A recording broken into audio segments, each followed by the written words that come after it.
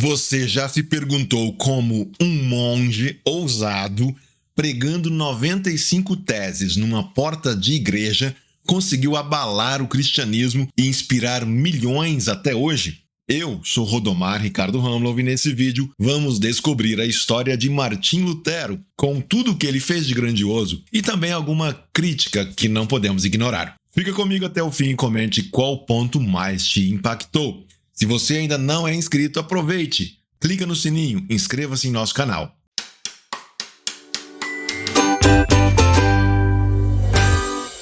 Vamos lá, você já imaginou pensar como um monge agitado em Wittenberg acabou mudando para sempre a história da Igreja Ocidental? Este é o canal Teologia Missional. Nos próximos minutos, convido você a mergulhar comigo na vida extraordinária de Martim Lutero, suas grandes conquistas, o impacto que transformou o mundo protestante e, claro, algumas críticas que levantam contra ele. Vamos juntos! No início do século XVI, a Igreja Católica não era apenas uma instituição religiosa, mas também um poder político imenso. As indulgências, aquela promessa de perdão de pecados mediante pagamento, se espalhavam pela Europa como mercadoria, corroendo a essência do Evangelho. Lutero entendia a partir da Bíblia que somos justificados somente pela graça de Deus. Então vamos lá, como que começou esse conflito aí? Inicialmente, o pai de Martim Lutero queria que ele estudasse direito, ou seja, que ele se tornasse um advogado. Mas aquele jovem inquieto passou por uma experiência que o fez mudar os rumos da sua formação e também de toda a sua vida. Na história, é comum encontrarmos a menção a um episódio que conta que durante uma tempestade, Lutero ficou aterrorizado e prometeu dedicar a sua vida a Deus caso ele sobrevivesse àquela situação. Cumprindo, então, depois a sua promessa, ele ingressou no mosteiro agostiniano e iniciou seus estudos teológicos. Claro que o pai dele não deve ter gostado nada disso. Mas essa trajetória levou Martim Lutero a uma vida acadêmica, uma vida de estudioso da Bíblia, das coisas da igreja.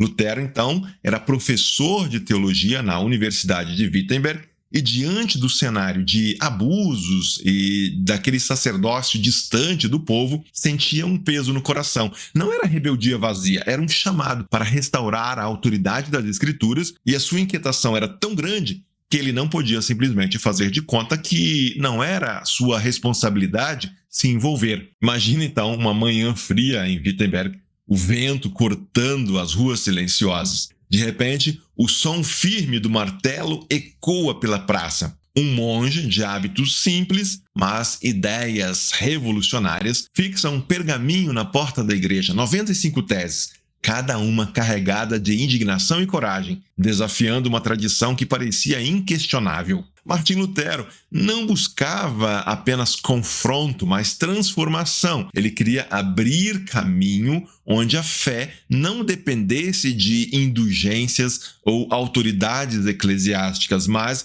da Sagrada Escritura. Seus argumentos incendiários para a época não ficaram presos às paredes daquela igreja. Com a recente invenção da imprensa, suas palavras ganharam asas e viajaram por toda a Europa. Então, o que começou como um apelo à reflexão, logo se tornaria o estopim da reforma protestante. Lutero defendia um princípio poderoso. Cada cristão deveria ter acesso direto à palavra de Deus sem intermediários. Sem perceber, ele estava iniciando um movimento que mudaria a história da fé para sempre. Imagina de novo a cena, um simples camponês agora, calejado pelo trabalho árduo do dia a dia, segura um livro em suas mãos. Mas não é qualquer livro, é a Bíblia. E pela primeira vez, ele pode lê-la em sua própria língua. As palavras que antes soavam distantes, quase inalcançáveis em latim, agora falam diretamente ao seu coração. Foi Lutero quem tornou isso possível. Em um gesto marcante, ele pegou o texto sagrado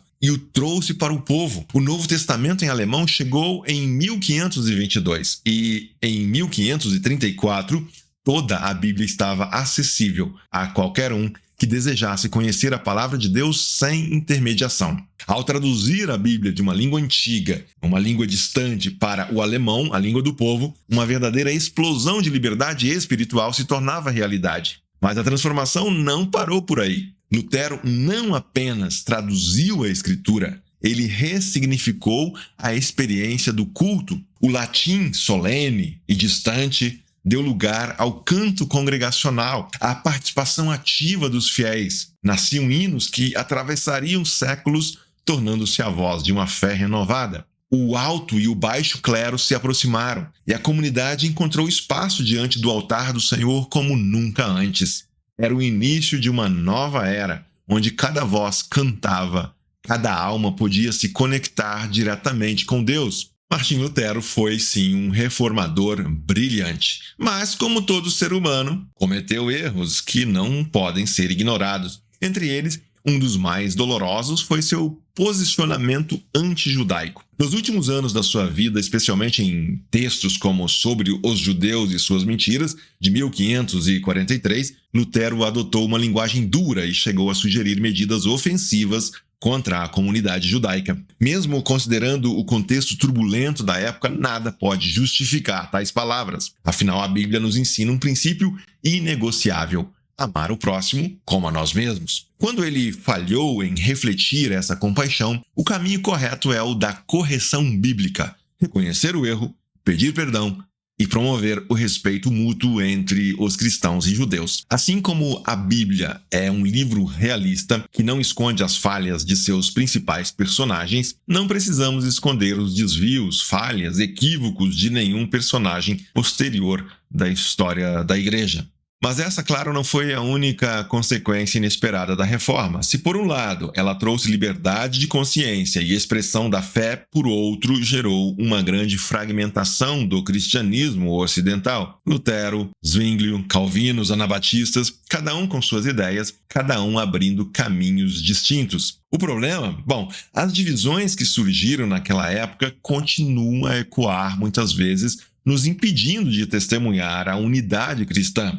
Paulo nos deixou uma exortação desafiadora: esforcem-se para manter a unidade do Espírito pelo vínculo da paz. Isso não significa, obviamente, apagar as nossas diferenças, mas buscar o que nos une em Cristo, cultivando diálogos e projetos comuns sem abrir mão da essência da fé. Na oração sacerdotal registrada em João 17, Jesus revela um desejo profundo: que seus seguidores sejam um, assim como ele e o Pai são um.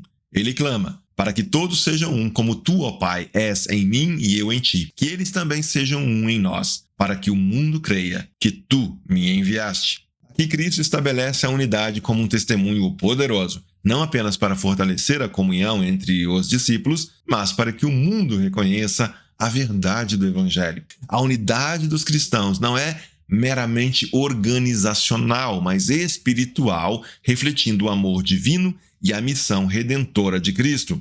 Quando vivemos essa unidade, demonstramos ao mundo que Jesus é o enviado de Deus e que o seu amor transforma vidas. Por fim, há um dilema ainda que perdura até hoje: o sola scriptura, sem o equilíbrio da tradição e da razão. Lutero nos libertou do autoritarismo clerical ao afirmar que a Escritura deve ser a base da fé. Mas a grande questão permanece: quem a interpreta e como evitar distorções?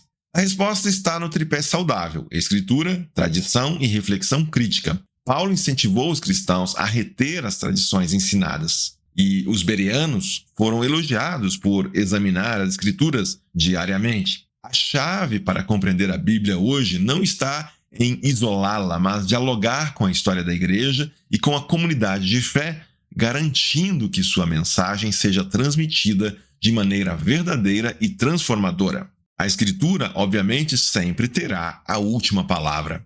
Bom, como tudo isso se aplica à nossa vida prática? Imagina o início de um novo dia, o sol iluminando as páginas abertas do livro sagrado. A Bíblia, não apenas um texto antigo, mas a própria voz de Deus falando a cada geração. Esse é o primeiro passo: não ler por obrigação, mas mergulhar na palavra com verdadeira atenção. Use uma boa tradução, explore diferentes versões, faça anotações, deixe que cada versículo transforme a sua vida. Mas a caminhada não é solitária. A fé cresce quando vivemos em comunhão com os irmãos. Lutero nos ensinou que a reforma não se trata de isolamento e sim de reencontro. Então, vai além da sua denominação. Participe de estudos com irmãos de outras tradições. Dialogue sobre as diferenças e celebre o que nos une no Evangelho. A verdadeira unidade cristã não apaga identidades, mas constrói pontes. E quando encontramos falhas em líderes ou desvios na caminhada? Bom, a resposta está em Gálatas 6:1. Corrigir com amor e humildade, lembrando que todos somos pecadores resgatados pela graça. A reforma nos ensinou a voltar à Bíblia e ela nos ensina a caminhar com discernimento e misericórdia. Martim Lutero foi um gigante da fé, mas não foi um homem perfeito. Como todos nós, ele errou e, à luz das Escrituras, reconhecemos esses erros e aprendemos com eles. A beleza da tradição protestante está justamente nisso: celebrar os triunfos sem ignorar as falhas, sempre com os olhos fixos no Evangelho de Cristo, nossa única esperança. Se esse mergulho na trajetória de Lutero fez sentido para você, curta esse vídeo, compartilhe também com alguém que é apaixonado pela história da igreja, que é apaixonado por teologia, e inscreva-se aqui no canal Teologia Missional. Juntos, fortalecemos uma igreja que conhece a Escritura e testemunha a vontade de Deus com fidelidade. Que Deus abençoe você e seja você uma bênção.